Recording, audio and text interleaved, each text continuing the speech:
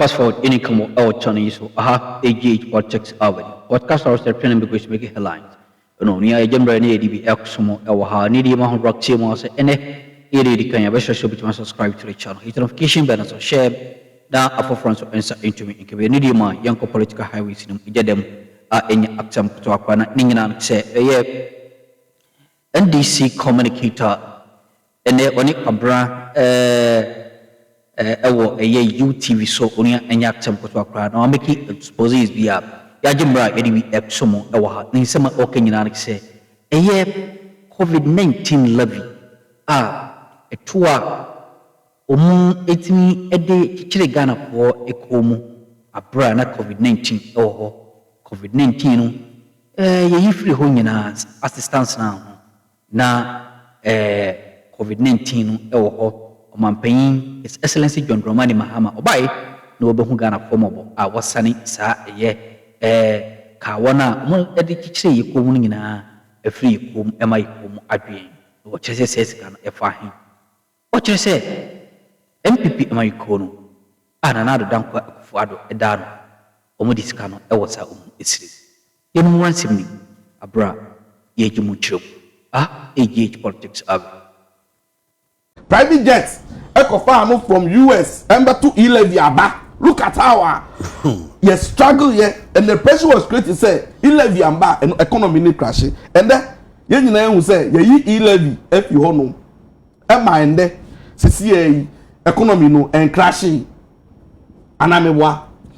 And then COVID-19 now we dey chop na koye busuafo edidi dano. According to Felicia Tete, Sagnalugu parliamentary candidate no. This cabron COVID-19 si kana omoche no. Na do mo je sa sika we mu nyina sebi o na ye hu ni ti hu ni mnan eja kwabna hwe de nyame kese CD appreciation against other foreign currencies no abanda da no mu fo no ewo no mu no ye koto no 17 cedis 16 cedis udu ana o ma make reference akacha o say check Bank of Ghana rates around 14 cedis no mo muja hono no by kwa bochu no man say na eto no aban we hono no mo argument they will also tell you say oh there be oko sa mo 10 cedi no mo quote no oko abochu no mo enye sa na tie eja kwabena would you say because of the fact say cedi now appreciating against other currencies no yen public debt na nado NPP for jaye around 726 billion 61.8% of our GDP no yes. Who say ne Eswati ababedu 63 billion representing 45% of our GDP. Fantastic. And you know adia media a shocking me was ade we nyina say o kai set time cedi no appreciate against the dollar na dollar need depreciate no even the volatility rate the crown and the fluctuation level no who say very low because those days, no, what you mean predicting how you are going to buy, how you are going to expend, how you buy on Yama. It you realize the inflation was so high, and the purchasing power, amount for the kokromuno, reduce significantly to the extent say, bunya na emuno, na your top oil 1,003, and I'm not can say less than 500 cedis. It is a cafe so to one and double to two. What I say, and even this appreciation, all of us were thinking say pressure. Ebeba cedi ni so Christmas intinka ebe depreciate dollar no akosoro enye sa ne baaye time one cedi enya na ho den no what nsem a even say nkansa mo bufin kansa ne busuafo no be ka kire yen gabi omo ka kire so dollar depreciation against the cedi ni there omo say temporary and omo say enye sustainable yes. Almost also say artificial. And almost say the reason why dollar cedi no enya na ho dey no is because government is not pumping money, it's not spending. And almost say government say on dollar ni si baby ni no. Wa pump sika keke e the aba system ni billions of dollars to sustain the enye sustainable. Almost also by no the government is not paying contractors. Aye. No buy the crack no make say. I'm not paying contractors. China a USA trade war niti quarantine this year no demand for dollar no as shifting to the east.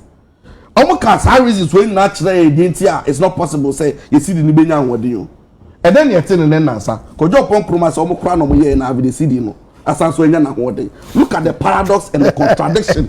And then someone working on one hand, most of them sustainable money movie. And that at the end of society now when say possible no. Yes. And then they all say when I must start saying yeah, I'm creating yeah, na there bend. That come na. Me cite say na ma we na ma who say. If you baby na be do baby. Me nya kono ngo kaya. Enye say ma buy ni power nti no me nka senya man say. E say ananka ma benefit say. And then me call pump ya me cut off fuel am talk 200 cedis am me ba na kodu for no. Me do I am je me party card dem bisa me say o NDC. Me kono me ko clear ni ma reporter ye bisa me party card. Ye na ye wo mu bi. Ye benefit. Dum so no say Akuffo na light dum a ye ntro new ento say wo ye NPP ni to dum so level no. O dey no be 3 hours no be there the 12 hours. If things are going well as you see a praise na e ka say we want more. For me I think say call no be say adia President John Dramani Mahama ban we ya first year we so betumi sustain ni say ya dia ko say ya. I'm telling you say if any time in our history say obi be contemplate say obi organize coup and as obi to about revolution then it means that the benchmark President John Dramani Mahama asset is say nipa no breach is our benchmark no. Otherwise in our history nobody will ever think because this say oba na ministers Mahama ye o ye bibi fro oba ye o reverse the positive trend of January see the appreciating nyama dia. Otherwise media make say onya ne ye ho ntoye because me kai say last year mu me awon chire ba me so ma me kraman po ne me yaka oh asem we am me ka chembo fo a unim de ntia e say dem change NDC communicators o PPP fo unim adia na ya me wan say me du fia na me hwa me kraman no a no bubu me nitie mo change NDC communicators adan ya me tumi ma na dia ni bi o tumi bi ma na won to unim say one day me bie gate me nim say kraman is me bie gate o de obufu apie avidia na jumi down ma beti kwe scratching gate no a onu akọ kromo hu se mu ayete no no say aha nkotena hanu sa akeye no sanso be fie all of these things no are happening intimidate sende me da sorry na say have discussion na say niama kokoko form na say enye niama ena me no ka say ministers or less than 58 and so say achieve results my results whatever magical wand and I say adia omudi agu akwa mu a ama eniama kokoko form a eniama ekoso sa no I think say one e be bo ma so yeah we don't want to even care about the metrics the data na yi the nya ni say kokoro mu a eniama boefo yenim say e kan yes so yenim say school fees boefo yenim say enti eja kwamna me mama asem wa me sha so tietia de me kan say yeda so far why it also quality a obe rate o say o me o ka say me rate amanwe ya I don't know how to rate them because you see me person me rate them low to discourage them and me person me rate them so high so now we because one more you rate yan why okay we that say now I'm one some person the mark be so what's Bawumia saying na kana ba ko aban mu e no ko na ba ko ba ye na wa ba aban mu no so o kana asem say brana o maye no say na we no mo ye e na wa ba no wa be say and I was to say, Bram, so more by Musin, I'm here, wouldn't Sabano, or Musaba BC. And I do a 10 chance to send me them who ye know, Bakuna Besson Queno, Juniper, the Obafu free or one homoding. One sort of actually no, one so who in the Senna may produce a Kia Rio, a Kia so in 20 last year, okay, 68,000 Ghana cedis, or 69,000 Ghana cedis. But then, Okuyi Bino, 49, Tennessee, Swati. Import duty no. Yes. There is 69,000. Yes. About 40. Yes. And 20,000 difference. Mecca, you know, Kramofu so continue. No 72,000. It's about 58. And say, "Ningi na umati to so." It's what would actually na wo so pese wo ba ban mu no. Wo hwe man pere Mahama na afie di kan ya. E de na hu efa ho. Smadu. Me jam da say. Ansa na maba Omanpanyin performance do no they say each one for you know all they have good background mfonyin bia whether beauty or ugly no the background the background is very important because the background of the mfonyin e be fe into be to mfonyin or background e shouldn't be over na from the background if you look at the performance of the government in isolation and also as a standalone performance in picture ni okay che the actual background baby yefi baby yebudu and I'm happy there munu anoma o habinu ma yebi waka bibia na yewo na baby yebudu onu no say hwe ne yebu nda abani wa bono mbozin anomo no mbozin but even before my the mazin eja ebo one of the things that NPP yeah Oya Chrono, the biggest crime in the history of this country. Ghana fu ye buenye godo. Say yin twan no man wo ha. No chere yezi omani emim. Ya ha omani. Ono yin abasam na America. Abra abani badada hende. So wan fa yi levian ba. Ghana economy no ba crash. Nzama ba sai. Unto one the chere bibia nkodo Ghana. Wasn't illegal. The biggest crime we cause this country. Only there, we can for Obia on your MP. We send nose mask. We call parliament. But consider parliament. Point of Process order. no Point of order. I don't get the numbers. na no nsi won da bi answer obi omo kasama onuru ba bi enso de na no si bia na no si how do you prove that na no si na no si when you say show no da bi answer no UTV is a big platform this is the proof Addo safa kasa wa ma betubi no Addo safa I don't think she said that meba mana no si na no eja ene ma bi say I am misinformation Kofi o start so kasa no misinformation o se Akuffo bia ye onye MP eno she nose mask ahụ na ba mu eti mana no si na no si wi a me da se ebu etie so money obeye ya ofiro mi no wo se yan kanu kwar na yambua omani a omani on tumpo I will not defend any political party against Ghana or ahead of the country Ghana until the South America NPP kafa obia onye MP ma obaka processor was the pass billing mo wa ba ye mbra oye 11 no na sa onipa na onye MP no munyina so a ode kase onye MP no ane de wo hin you see say Joseph na nkase interview so oye ya ewa o making the first statement we yi na no ba asam no obey the oreba na our polishing about polishing as a principled person into the one but two 11 yes that was the first statement. Oh, that the one about some answer if ever could beba man to fair no color back open saying my Joseph na say what shall Joseph nose mask you will see no na akatesia na obeti na one picture ni akatesia na obeti na one say no dey Addo safa you can't also picture am da say no dey meba Addo na cheze we Ami o se no su Addo safa Addo na cheze nya Addo safa da na Akuffo kasa examination be no aya this is a big platform don't come and do that you have 1,001 yes oba ngasa ma etie what kind of life is that dala pacha some ne ba na bi no bremu se bi no kasa e yafia koto de kwa esa eti omo de pictures ne ba no na yafia koto be kan se anyono no kwa bibi eti eti de we ne hin se yafia koto eti na yede to was say ben time na Akuffo say yafia koto so na yafia koto no eti nya Joseph ya botum ya dada ya no Joseph bia na we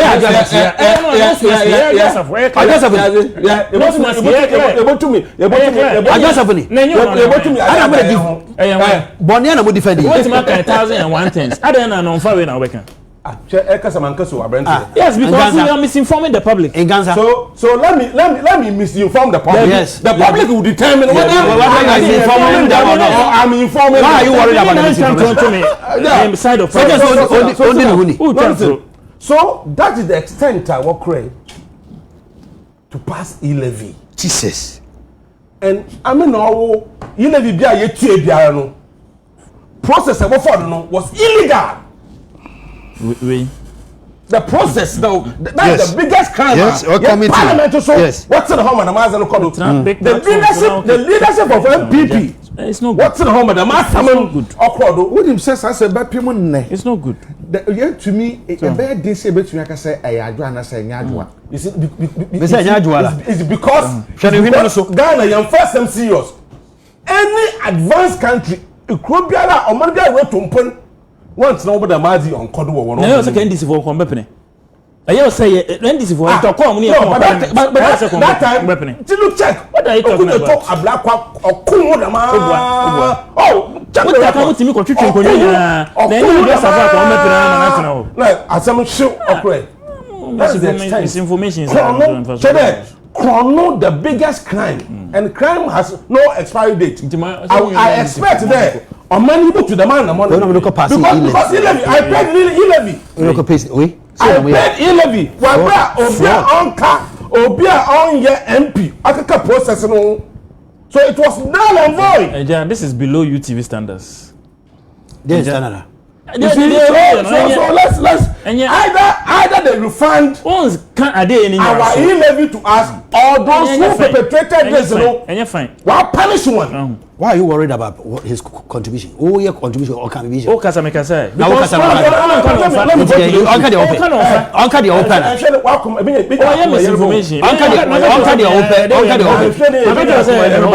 can So keep quiet when we're talking. But I will not allow you. In some said about to assume.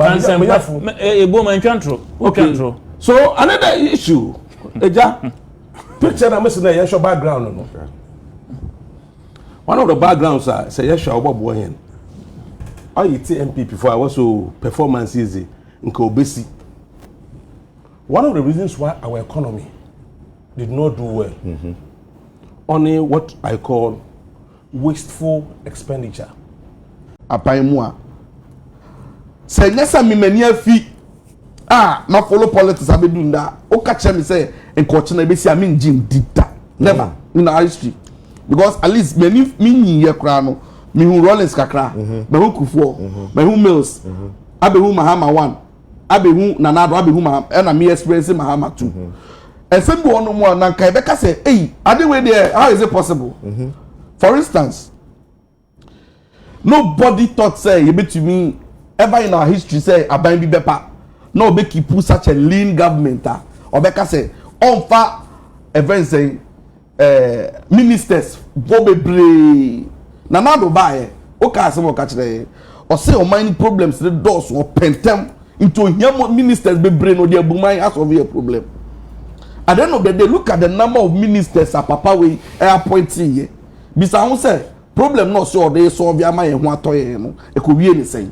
More than 123 to 125 ministers under Nanado. She o combine China, Japan, France, any Australia governments in kwa omududuo that countries boy amaboy and to Nanado kwa ministers or appointing here. China 26, Japan 19, France between 25 to 30. And Australia 30 maximum.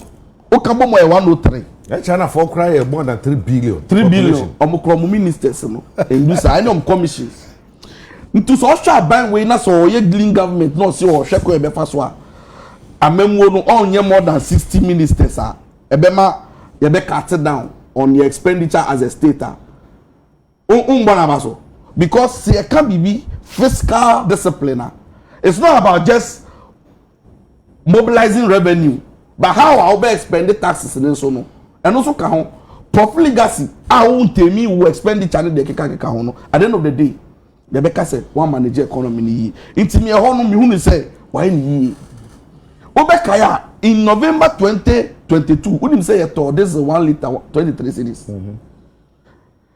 No bia na nwe who say, hey, senka aban bi ba at best obo so mo stabilize fuel no e maintain no to some level bi na yakaso ye jam wo no e shock me say aban we e ba yi fuel na around 15 to 17 per liter depending on the pump out no and then the levy tax was so so pa yi 1 cedi tax ni fi so ye na ka say na say fuel and na 9 cedi 8 cedi 9 cedi and na kam no ka say per liter and that a year when saying tax at that fuel so osha fuel price a year relatively lower cry chain than a tax and that so say world market price Akuffo what you say again me no ka say yes duty last year me now for two a car from Korea Sonata baako the same day no cry ba baako the freight arrangement no ntino baako dey bedu ntem baako dey bedu January mu honom no transition time ni mu honom no o clear ni car no 68,000 Ghana cedis and na baako dey ni delay na ba around March unim say for the same car spec ni bibia no ono clear ni dey 42,000. Look at the margin because of exchange rates no send ya manage ya hwe assorted eniama and this government unim say tax relief am de buy na now the time am catch there say led by Kenuforiata catch there say e levy any one more economy no be crash even to the extent of be kaya NPP anakoma ya chechire nakoma ato ni nsem I oxygen si ni so ye driving one ambulance mu kiki ama adrosa fo mu nyina ye de event saying according to omo ye de we ensema horo itimi koso chana no so am not so jemre o hara sene so ba de e dia dumbi edomi onia e wasamba wam na yaksmo kwaso so kra aha age politics abe